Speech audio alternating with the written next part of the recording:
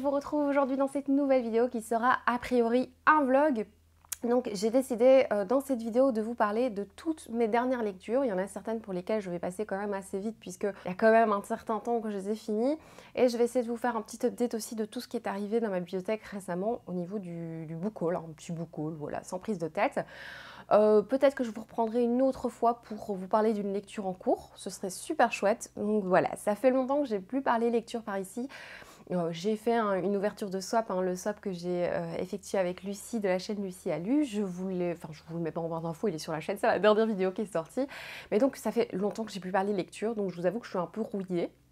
J'ai réuni devant moi tous les livres dont je vous ai pas encore parlé. Et il y en a certains sur lesquels, comme je vous dis, ça fait longtemps, donc il y en a certains sur lesquels je vais passer assez vite. Je vais vous dire en gros ce que j'en ai pensé, ce que j'en retiens là maintenant. Et puis je vais vous parler aussi de ma lecture du Black November, puisque je participe au Black November, qui est ce challenge littéraire autour du thriller. Et donc voilà, petit à petit, je pense à la fin de ce vlog, peut-être qu'on rentrera dans une ambiance hivernale. Je filme, on est le 23 novembre et je vous avoue, je suis pas du tout dans l'ambiance hivernale. Je suis encore en autre... Enfin, je suis nulle part en fait. J'ai pas vraiment l'occasion, le temps ni quoi que ce soit de me plonger dans des ambiances, mais on va dire que je suis encore en automne. Bon, par quoi je vais commencer? Je vais regarder ce qu'il y a devant moi. Il y a toute une période durant laquelle j'avais très peu de temps pour lire, pour me concentrer, que ce soit à cause d'un déménagement, mais aussi en ce moment j'ai pas mal de boulot, une formation qui se rajoute en plus du travail, donc c'est vrai que j'ai pas vraiment le temps de lire à part dans les transports. J'ai des graphiques, des romans à vous présenter, donc j'ai un petit peu de tout, vraiment un melting pot de trucs chouette et certains un petit peu moins chouettes. Je vais commencer par vous présenter une lecture, un petit coup de cœur. Aux alentours d'Halloween, j'ai lu Garlic and the Vampire et j'ai tout de suite craqué sur le tome 2 qui est Garlic and the Witch. Je vous présente Garlic and the Witch là parce que j'ai prêté Garlic and the Vampire à une amie, donc voilà. J'ai adoré ce petit graphique que j'ai trouvé hyper réconfortant. Déjà, une des premières pages, on nous dit que c'est pour les gousses d'ail un peu anxieuses et c'est un peu mon cas depuis sa dernière semaine et voilà, ça fait un moment là que je suis toujours dans l'anxiété et donc forcément, dès que je retrouve des allusions ou des choses qui vont un peu m'apaiser ou des titres qui vont un peu m'apaiser à ce niveau-là, c'est vrai que ça fait beaucoup de bien. Et donc, c'est vraiment ce que j'ai ressenti avec Garlic and Vampire. On va suivre l'histoire d'une petite gousse d'ail qui vit dans son petit village avec ses amis. On a donc toutes sortes de petits légumes qui vivent dans cette petite ville. Et cette petite gousse d'ail est très mignonne. Et un jour, en fait, dans le village va s'installer un vampire. C'est très mignon, c'est hyper réconfortant, j'ai adoré les couleurs, les dessins, la douceur qui s'en dégage, les petits messages mignons laissés de tolérance et de bienveillance. J'ai adoré et j'ai eu un coup de cœur aussi pour le tome 2, même s'il y a une grande évolution à la fin de ce tome 2, donc je ne sais pas s'il y aura une suite à cette saga. Je ne pense pas qu'elle ait été traduite en français, mais je vous avoue que l'anglais est hyper accessible, même si vous avez un niveau extrêmement basique en anglais. Je pense que c'est tout à fait faisable parce que franchement les dialogues, le texte est vraiment hyper simple. Donc voilà, ça c'est pour Garlic and the Vampire qui m'a fait passer un moment de bonheur intégral. Vraiment, j'ai passé un super moment. Je vais passer à quelques autres graphiques. Alors ceux-là, je ne sais plus si je vous en ai parlé. Il y a notamment Johanna dans tous ses états. Ça fait longtemps que je l'ai lu. Je sais que j'en avais parlé sur les réseaux, notamment sur TikTok. J'avais fait une chronique. Je me suis rendu compte avec cette lecture que plus le temps passait, plus je l'appréciais. Ça va parler d'une petite jeune fille qui va s'installer à Londres, va rencontrer des problèmes dans son nouveau boulot, une forme de harcèlement au travail. Elle va être aussi très anxieuse. Donc ça va parler également d'anxiété. Et je me suis rendu compte, plus le temps passait, plus je pensais à cette lecture. Et en fait, je me suis rendu compte que les situations que rencontrait Johanna la semaine qui suivait la lecture de ce livre, je les ai retrouvées dans ma vie. J'ai repensé à Johanna plusieurs fois durant la semaine qui a suivi la lecture. Donc c'est vrai que c'est une chouette lecture qui va principalement parler d'anxiété. Toujours, ça c'est vraiment, je suis sûre que je l'ai lu en septembre. Je ne sais plus si je vous en ai parlé, comme ça date un peu. Mais je sais que c'est une lecture tellement réconfortante. Donc je pense que ce sera, à mon avis, le titre de ce vlog. J'ai lu Basil and Oregano qui m'a fait tellement de bien. On va suivre l'histoire de deux petites jeunes filles, enfin principalement une petite jeune fille qui s'appelle Basil qui rentre dans une école de sorcellerie, dans une école de magie et c'est une magie liée à la cuisine, donc c'est une magie culinaire et elle va rencontrer une autre jeune fille qui s'appelle Oregano, une jeune fille qui est la fille d'une sorcière très connue et elle va tomber amoureuse. J'ai adoré, ça m'a fait tellement de bien. Il y avait déjà ce côté magie, c'était pétillant, c'était mignon. Je vous conseille vivement, je ne sais plus pareil si je l'avais déjà présenté. Ici, je l'ai lu en anglais. Pareil, un niveau très très basique. J'ai beaucoup aimé ce petit graphique. J'ai lu Sheets de Brenna Tumler. Je pense qu'il a été traduit en français. Alors c'est un livre que j'ai moyennement aimé. On va suivre Brenna qui est très très timide et qui a une vie vraiment horrible. Enfin, vraiment, on voit vraiment que la situation familiale est très difficile. Qu'est-ce que c'était? C'était cette jeune fille qui vit avec son père et son frère, il me semble, au-dessus d'une laverie, d'un salon lavoir. On voit que le patron est vraiment horrible. Il y a pas mal de thématiques qui sont abordées et justement, c'est ce que j'ai regretté. Alors, il y a un moment que je l'ai lu il y a plus d'un mois, peut-être un mois et demi, donc c'est vrai que je n'ai pas des souvenirs prégnants de cette lecture, justement parce que j'avais été embêtée par le nombre de thématiques qui étaient abordées, mais en surface, des choses dont on parle, je me demandais pourquoi, une méchanceté gratuite un peu manichéenne de ce patron. J'ai pas du tout accroché, on a une histoire de petits fantômes, c'est mignon, c'est vrai que les couleurs sont très très chouettes, mais je vous avoue, j'ai pas trop accroché. Ensuite, les 2 dernières graphiques. Alors, j'ai lu... Ouf, ça, c'était quand? C'était, à mon avis, en septembre. Hein. J'ai lu dans le train pour aller au travail Tokyo Tarabera Girls, un livre que j'avais vu sur la chaîne de Alex Bouquin en Prada il y a un moment. C'est le premier tome de cette petite saga. Alors, j'ai eu un petit peu de mal... parce que on va suivre 3 jeunes filles qui sont dans un bar et qui vont parler de leurs difficultés dans la vie de tous les jours, leurs difficultés pour trouver un amoureux. Et elles sont tout le temps bourrées, hein, elles sont tout le temps très très alcoolisées. Et dans ce bar, à un moment, un jeune homme, il est super agacé par leur conversation parce qu'elle parle très très fort évidemment, donc il entend tout. J'ai eu un peu de mal au début parce que effectivement, c'est hyper superficiel. C'est vraiment, on dirait qu'elle ne pense qu'à ça, qu'à trouver l'amour. Je dis ok, il n'y a que ça dans leur vie visiblement et il y a un côté très très superficiel.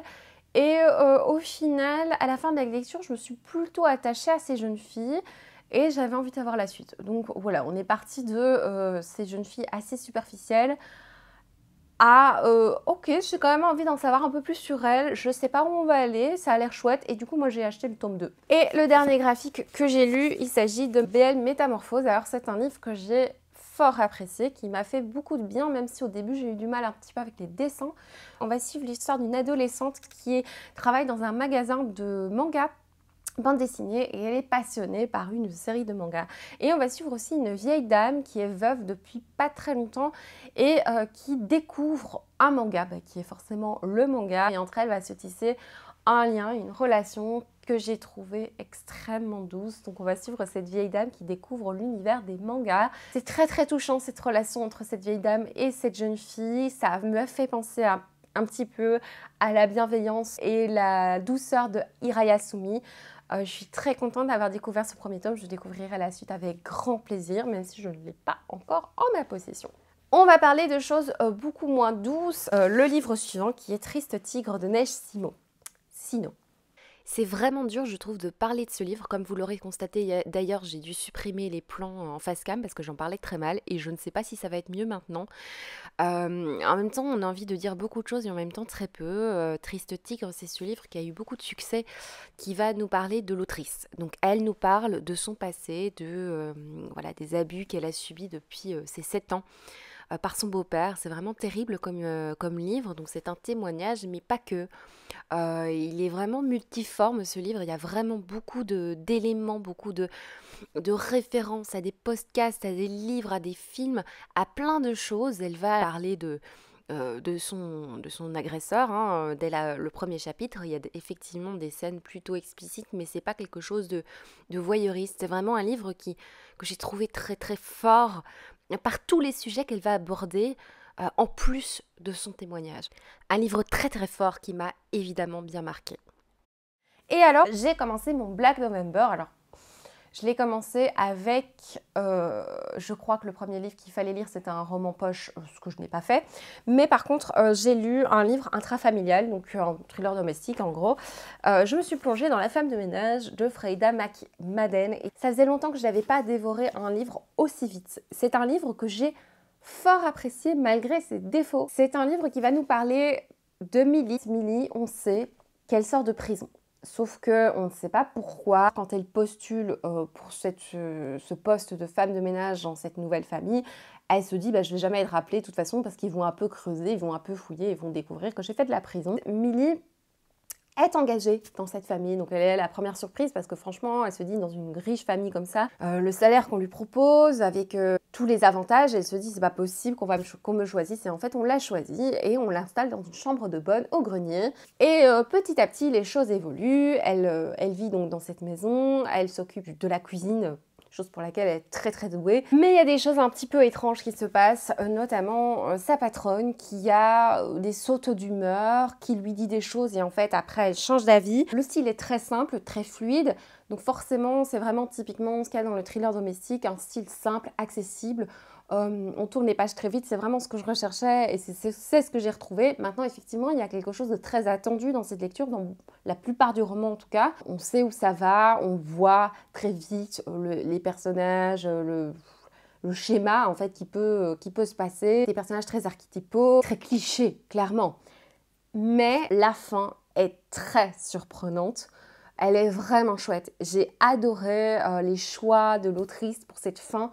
C'était vraiment super chouette. J'ai adoré la fin, alors que je pense que la plupart du roman, c'était une bonne lecture, agréable, prenante, mais sans plus. Mais vraiment, la fin a relevé le niveau avec une révélation super chouette. Vraiment, j'ai adoré.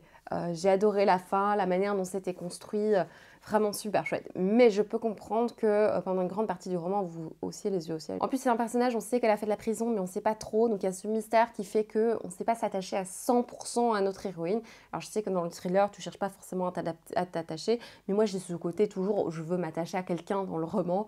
Et j'y arrivais pas parce que Milly, elle avait beau être mignonne par moments, elle avait des réflexions et des réactions un peu concon. Oui, à un moment, une évolution avec une relation avec quelqu'un. Je dis, allez, Milly, t'es un peu cruche quand même. Hein. Voilà, mais la fin vraiment remonte le niveau. Et j'ai lu pour le Black November, je crois que j'ai fini La femme de ménage en 3 jours, que dans les transports en commun. Et du coup, j'étais toujours dans la semaine littérature intrafamiliale, enfin roman intrafamilial. Et donc, j'ai lu mon premier Lisa Jewell, qui a été une grosse surprise. Parce que je voulais retrouver ce que j'avais eu dans La femme de ménage. Je voulais un thriller addictif, facile à lire, avec des petites surprises. Et en fait, j'ai lu Ils sont chez nous et c'est pas du tout ce que j'ai retrouvé, et j'ai retrouvé beaucoup mieux que ce que je cherchais. On est sur une triple narration, on va suivre 3 personnages. On va suivre premièrement Libby, qui est une jeune fille qui a, je pense, 25 ans. Elle a un travail alimentaire qui lui plaît plus ou moins, et elle va apprendre le jour de ses 25 ans qu'elle a hérité d'une maison qui vaut des milliards. Voilà, donc on va voir comment sa vie va changer alors qu'elle apprend cette nouvelle. On va suivre l'histoire de Lucie qui vit avec ses 2 enfants et son chien. Elle vit à la rue. On voit comment elle essaye de survivre dans la rue. Et je vous en dis pas plus. Et on va suivre également dans le passé quelqu'un qui vit dans cette fameuse maison. On se doute bien, dans cette fameuse maison. Donc ça se passe dans le passé. Alors c'est un livre que j'ai beaucoup apprécié et je ne m'attendais pas à l'aimer à ce point. Je pensais, en commençant cette lecture, effectivement me retrouver dans un thriller domestique très page-turner, qui passe vite, très léger. Et on n'était pas du tout dans quelque chose de léger, justement. J'avais beaucoup de mal avec le personnage d'Henri qu'on découvre dans le passé, dans la maison. Et au final, c'est vraiment l'histoire qui devient la plus intéressante, l'histoire d'Henri. Ce que j'ai aimé dans cette lecture, c'est que souvent dans le thriller domestique, ce qui nous fait tourner les pages, c'est le suspense, c'est de savoir ce qui va se passer. C'est vraiment ce côté haletant et addictif du thriller domestique qui fait que tu tournes les pages très vite. Et là, ce qui me faisait tourner les pages, c'était pas forcément un suspense de stress et de qu'est-ce qui va se passer, mais vraiment un attachement au personnage. J'étais attachée au personnage, j'étais attachée à la situation, à la narration, à tout. J'ai trouvé ça très intéressant et je trouve vraiment original. Tout m'intéressait au final dans cette lecture. J'avais envie de savoir ce qui se passait avec Henri, l'histoire de Libby qui découvre qu'elle hérite d'une maison, enfin, un truc de fou quoi, tu as envie d'en savoir plus. Et c'était vraiment intéressant. Et ce qui se passe dans le passé, c'était vraiment chouette. Je ne m'attendais pas du tout à des thématiques aussi sombres. C'est assez glauque et en même temps c'est passionnant. Franchement, j'ai beaucoup apprécié cette lecture. Euh, une histoire passionnante et des personnages que j'aimais. Enfin, vraiment, j'avais envie d'en savoir plus sur eux. J'ai beaucoup d'émotions dans ce livre. À un moment, il y a une relation amoureuse. Je ne vous dis pas entre qui et qui, mais moi, elle m'a fort prise. Ouais, j'ai fort apprécié. Je suis sûre que j'avais encore plein de trucs à dire, mais je crois que je vais m'arrêter là parce que ça fait 3 plombes que je parle. Et je vais vous parler vite fait de mes lectures en cours. Toujours pour le Black November, il fallait lire lors de la 3e semaine, je pense, un livre avec un titre en un seul mot. Et donc celui que j'ai choisi, c'est Ineffaçable de Clarence Pitts. Alors c'est un livre que j'ai choisi parce que ça fait longtemps que j'ai envie de découvrir cette autrice, mais aussi parce que c'est une autrice belge. Et le mois de novembre, c'est le mois de l'opération Lisez-vous le Belge. Et donc je me suis dit que c'était l'occasion. Et on retrouve vraiment ce côté très chouette de la littérature belge, c'est-à-dire qu'ici on est avec une enquête policière qui se passe à Bruxelles. Tous les quartiers, tous les lieux dont on parle, je les connais. Je me sens vraiment à Bruxelles avec ce livre. C'est super chouette. Je suis à la page 82 et ça se passe peu après les attentats de Bruxelles. On découvre sur les murs de Saint-Gilles notamment une fresque absolument délicieuse. Les gens sont ahuris quand ils ouvrent les yeux. Ce matin-là, ils découvrent une fresque d'un membre, voilà, géant, peint sur les murs. Voilà, donc c'est un vrai fait divers hein, qui a eu vraiment lieu à Bruxelles, mais sauf que là, on va, je pense, partir de là pour faire une enquête policière, puisqu'on va trouver aussi un jeune homme qui s'est fait agresser et qui s'est fait, comment on dit ça, énucléé? Non, qui s'est fait... Oh, je sais plus comment on dit ça, bref, qui se fait castrer, quoi. Et voyez, on va suivre plusieurs personnages plutôt en haut en couleur, notamment un gars qui travaille dans la police et qui ne peut plus utiliser son fusil, qui ne peut plus travailler sur le terrain. On lui demande de travailler plutôt dans les archives et en fait, il doit enquêter sur ces fresques qu'on découvre sur les murs de la ville. Et il enquête et lui, il ne peut plus utiliser de fusil parce qu'il s'est fait un jour agresser, il s'est fait manger le doigt. Bref, c'est très drôle, hein. Il y a des passages très très drôles, j'ai déjà beaucoup ri et en même temps on a cette enquête, on veut savoir ce qui s'est passé, ces agressions. J'aime beaucoup, je suis vraiment dans l'ambiance et toujours dans le cadre de Lisez-vous le Belge, je lis, peut-être que je l'aurai fini du coup fin de semaine, Rose étrange au Mont des Arts de Florence Richter qui va parler de, je pense, la grand-mère de l'autrice qui est Marie-Thérèse Baudard et donc c'est une sorte de journal intime mais écrit de manière très poétique avec plusieurs points de vue plutôt loufoques, donc je vous en parlerai peut-être un peu plus quand je l'aurai lu. Pour le moment, j'apprécie mais sans plus. On va faire une petite transition du coup avec mes livres que j'ai achetés parce que c'est fort lié.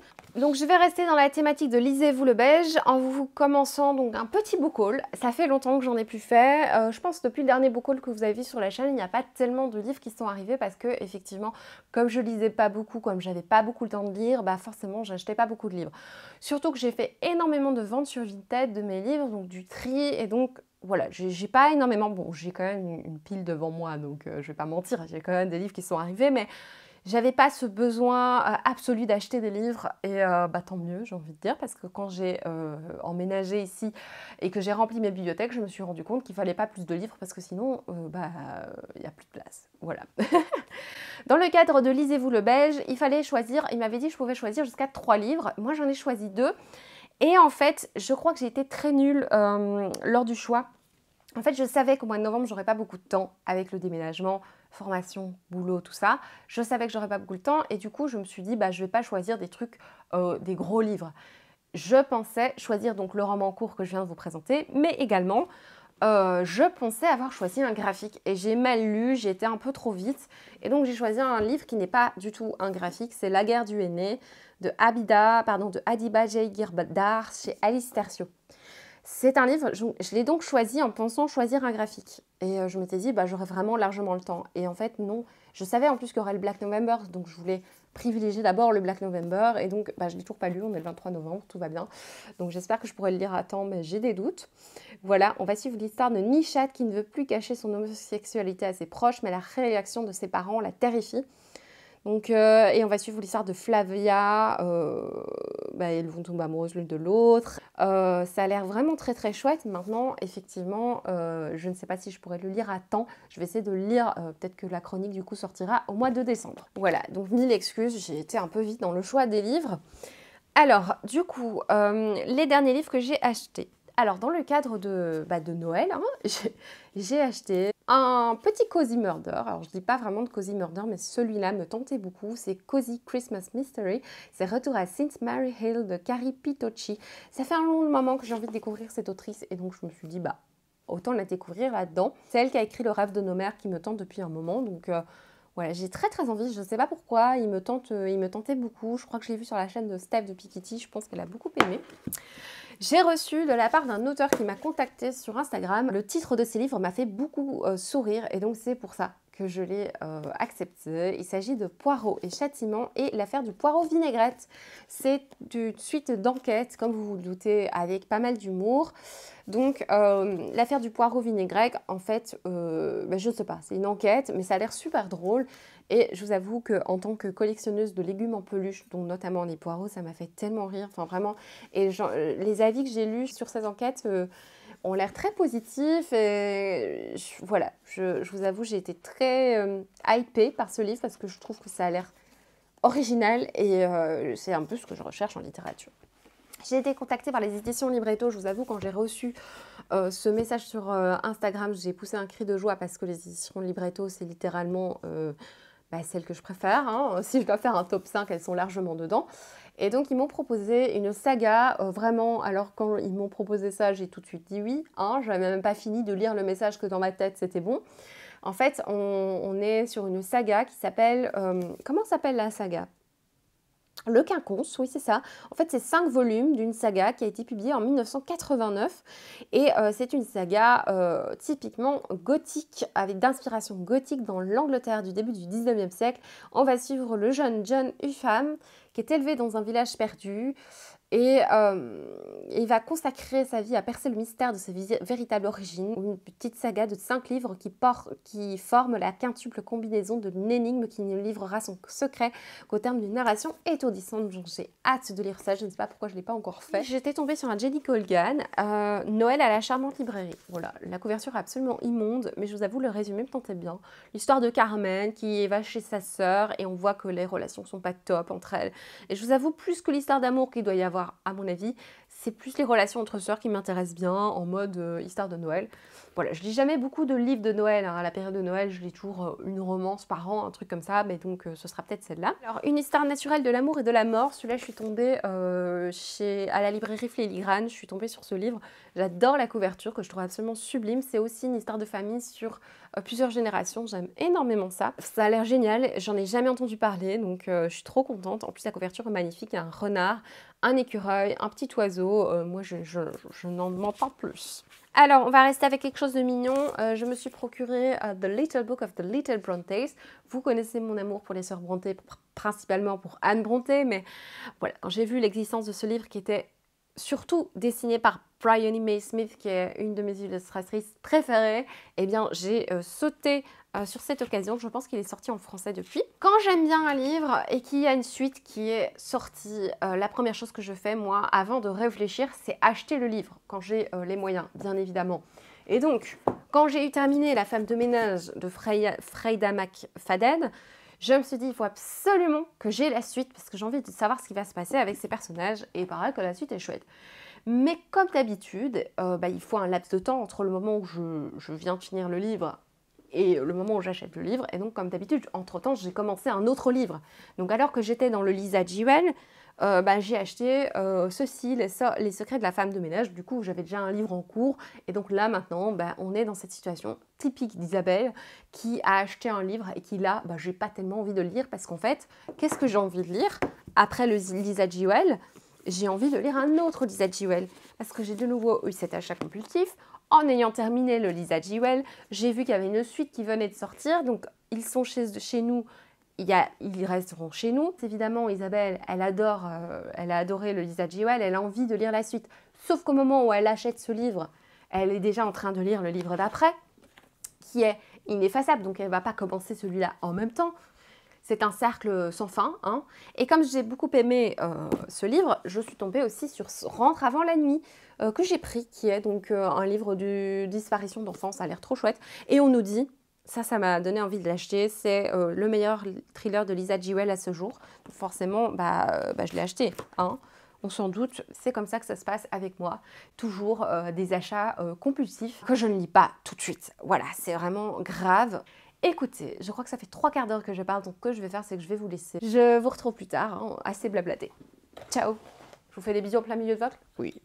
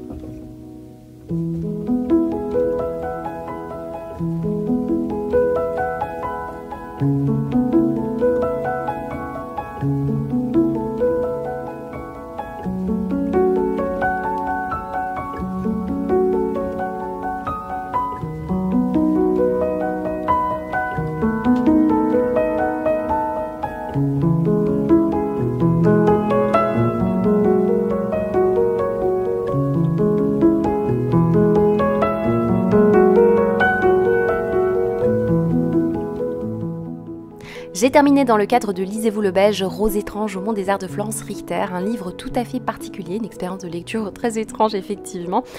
J'ai particulièrement aimé les passages qui reprenaient le journal intime de la grand-mère de l'autrice parce que c'était quelque chose de très historique avec notamment dans les années 40, pendant la Seconde Guerre mondiale, on a vraiment des extraits de sa vie et j'ai beaucoup aimé ses réflexions, sa plume très très fine et très soignée. J'ai aimé aussi les passages un petit peu post-apocalyptiques vu par un rongeur, c'est très particulier. Il y a des passages aussi très sensuels dans le livre et on a des passages hyper poétiques d'un rosier marin, donc d'un végétal. C'est une expérience de lecture toute particulière que je vous invite à découvrir.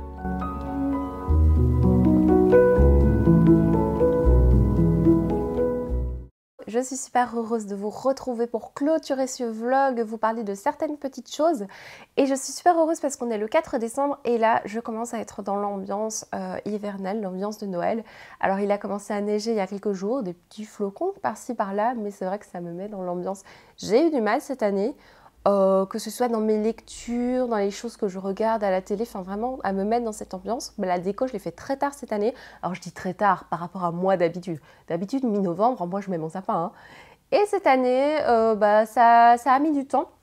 Ce qui m'a beaucoup aidé, c'est effectivement ces petits flocons et également le calendrier de l'Avent que nous avons échangé avec ma meilleure amie. Chaque année, nous avons ce rituel de se faire un calendrier de l'Avent et c'est vrai que le fait d'avoir ouvert les premières petites cases, ça m'a mise vraiment dans cette ambiance hivernale, dans cette ambiance en tout cas de Noël.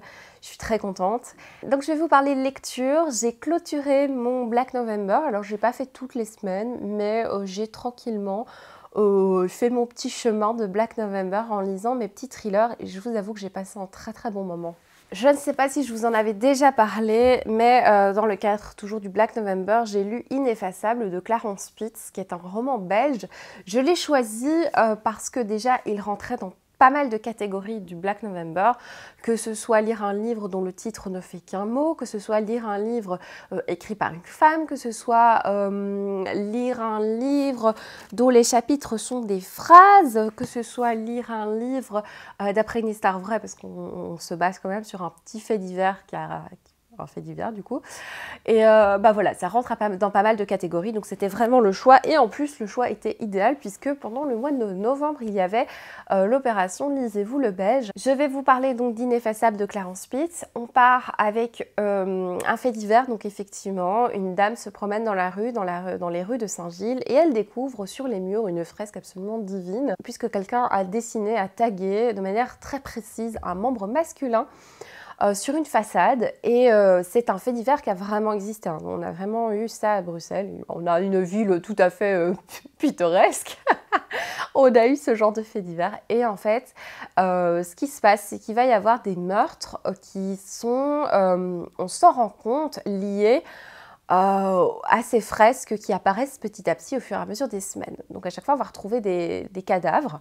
Alors, je vous avoue, c'est quand même assez glauque, hein, les découvertes de cadavres. On a des situations tout à fait presque comiques, en fait, hein, mais quand même assez glauques. On a des enquêteurs assez originaux. On a un chef de police qui, lui, ne pense qu'à rentrer chez lui. Il ne fait rien, en fait, hein. Il demande à ses sous-fifres de faire tout le boulot et lui il rentre chez lui pour avoir son train. C'est assez drôle, on a quand même des personnages assez haut en couleur. Il y en a un qui compte donc ses heures, il y en a un qui, on voit bien qu'il y a un petit problème, il va pas très bien dans sa tête. Il y en a un autre, il a des grosses préoccupations avec sa fille notamment. Des personnages hauts en couleur, très touchants, avec forcément un jargon très belge, hein, très bruxellois. Vraiment des personnages très chouettes. J'ai beaucoup aimé tout le contexte de cette lecture. Il y avait quelques maladresses de temps en temps dans la plume, mais de manière générale, c'était quand même très agréable.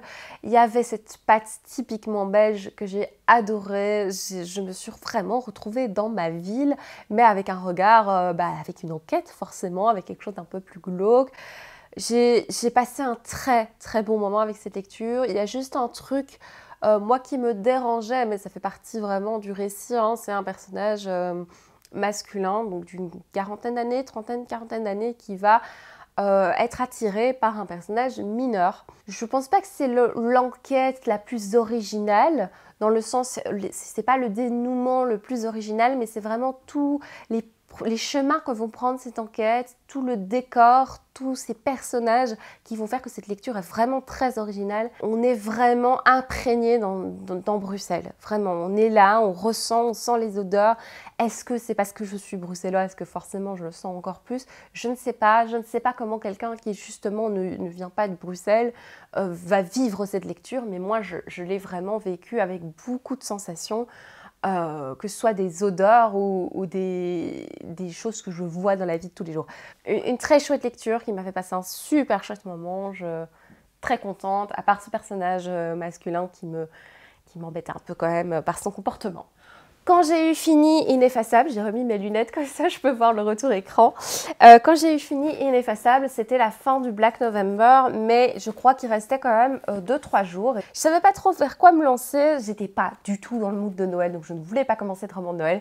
Du coup, j'ai commencé un livre qui, je pense, rentrait dans le Black November, mais que j'ai acheté en fait instantanément. Je l'ai acheté, je l'ai commencé. Il s'agit de American Dirt de Janine Cummins. J'en ai entendu parler, je pense, sous les vidéos de Sèvres. Quelqu'un avait dit « Ah oui, c'est super bien ». Et je suis à la page 110 et je vous avoue, je passe un très bon moment avec cette lecture. Donc on est à Acapulco. En tout cas, ça se passe au début à Acapulco. On va suivre Lydia qui est une libraire qui vit avec sa petite famille, son mari, son fils. Ce qui se passe, c'est qu'au début du roman, sa famille va se faire trucider.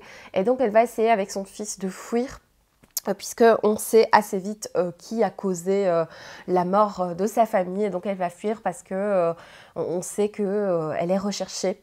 Et donc la première scène est hyper prenante, puisqu'elle se cache dans la salle de bain avec son fils. Pour le moment, on est dans une sorte de road trip. C'est super stressant, c'est hyper prenant. Et en même temps, je trouve qu'il y a une énorme force dans cette lecture au niveau de la plume, au niveau des descriptions des sentiments. J'ai ressenti beaucoup d'empathie pour ces personnages que je connais depuis pas beaucoup de temps pourtant. Et j'ai ressenti la force de son chagrin, la force de sa tristesse. J'aime beaucoup.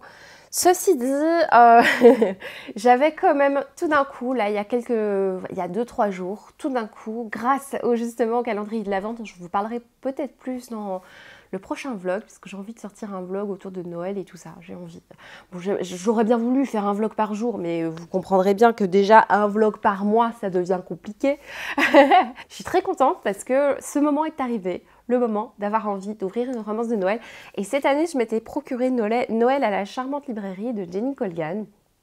Et je l'ai commencé, j'aime plutôt bien, même si on a déjà toute une description grossophobe dans les 10 premières pages que j'ai lues, hein, déjà, bon. J'espère que ça va aller pour la suite. Voilà, ça c'est tout pour mes lectures. Alors, pour vous parler un petit peu des prochaines vidéos, je ne peux rien vous promettre, comme d'habitude. Je vais vous dire un peu ce que j'ai envie de faire. Idéalement, dans l'idéal, de toute façon, j'aurais bien aimé faire des vlogmas, mais je pense que ce ne sera pas pour cette année, hein, on est bien d'accord, j'aurai pas le temps. Cette semaine, j'aurai beaucoup plus de temps à la maison puisque j'ai déplacé pas mal de cours pour pouvoir étudier, puisque j'ai une formation, enfin j'ai un travail que je dois rendre. Donc forcément, ce temps-là, il est fait pour travailler, mais je suis quand même à la maison, donc j'ai plus accès à ma caméra et donc je pourrai plus facilement vlogger. Donc je pense que je vais reprendre un petit vlog, un vlogmas, enfin on va peut-être pas l'appeler comme ça, on va se calmer, mais je vais faire un petit vlog avec l'ambiance de Noël et tout ça, en essayant de mettre des petits plans cosy. J'ai trop hâte de faire ça. Je vous parlerai un petit peu de mes calendriers de l'Avent parce que j'ai plusieurs petites pépites à vous montrer. J'ai envie de vous faire les favoris du moment parce que ça fait longtemps que j'ai plus fait de favoris douillet et j'ai pas mal de choses à vous montrer. Écoutez, je vais vous laisser là, je vais arrêter de blablater, de divaguer. J'espère que vous avez aimé cette vidéo. Je vous fais de gros bisous et je vous dis à bientôt. Ciao!